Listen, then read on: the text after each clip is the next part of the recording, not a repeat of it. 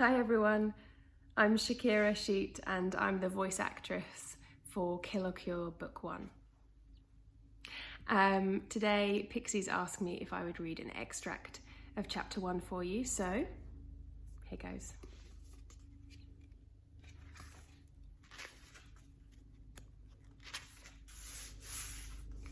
Last Resorts.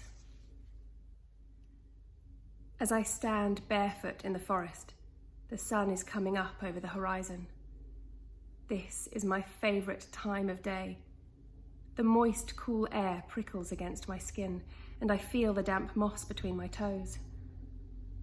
I close my eyes and focus on the wind blowing lazily through the trees. The birds start to sing their morning songs, unaware of the dangers lurking in the depths of the forest. I take a deep breath and hold it, savouring the fresh forest smell, letting it fill my lungs and not wanting to let it go. This is my true home. This is where I feel at peace.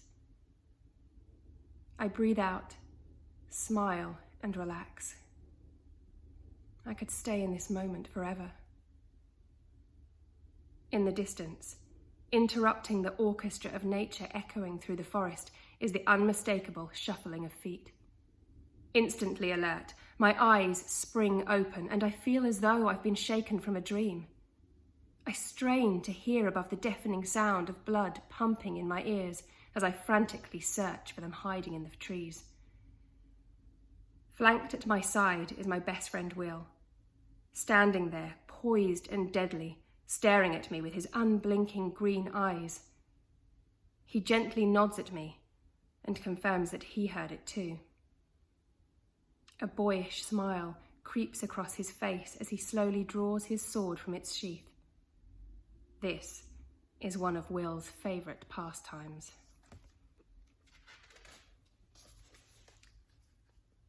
I stand there frozen as that familiar sinking feeling gnaws in the pit of my stomach, the anticipation of what lies ahead. Will points in the direction of the sound, and my fears are quickly confirmed by the resonant moaning of the dead. Without hesitating, he runs fearlessly towards them. I start running and desperately try to keep up as my long hair stings my bare shoulders. I quicken my pace and lengthen my stride, being careful not to trip on tree roots. I'm glad that we're barefoot. Hopefully, they haven't heard us coming. The birds have stopped singing, and for a moment the forest is deathly silent. The putrid smell of rotting flesh consumes the both of us, even before we can see them clearly. My eyes begin to water as the usual wave of nausea rolls over me. Even after all this time, I clutch my mouth to stop myself from retching. Swallowing hard, I focus all my senses on the 5 infected dragging their rancid bodies through the thick density of the trees. Out of the corner of my eye, Will holds up 3 fingers, silently confirming that he will take the 3 infected on his right. Holding myself centered, I give Will a curt nod, confirming that I know the plan. In unison, we silently circle our prey on opposite sides, taking cover behind the trees and never taking our eyes off the dead. Swords are raised, muscles tensed. They're only a few meters away now. My pulse quickens, and then, in one heart-sinking moment, an infected spots me.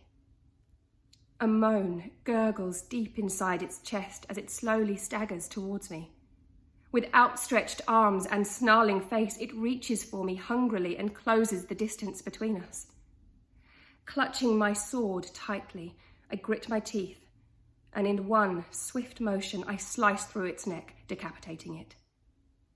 Its head thuds on the forest floor, flicking black, congealed blood in every direction.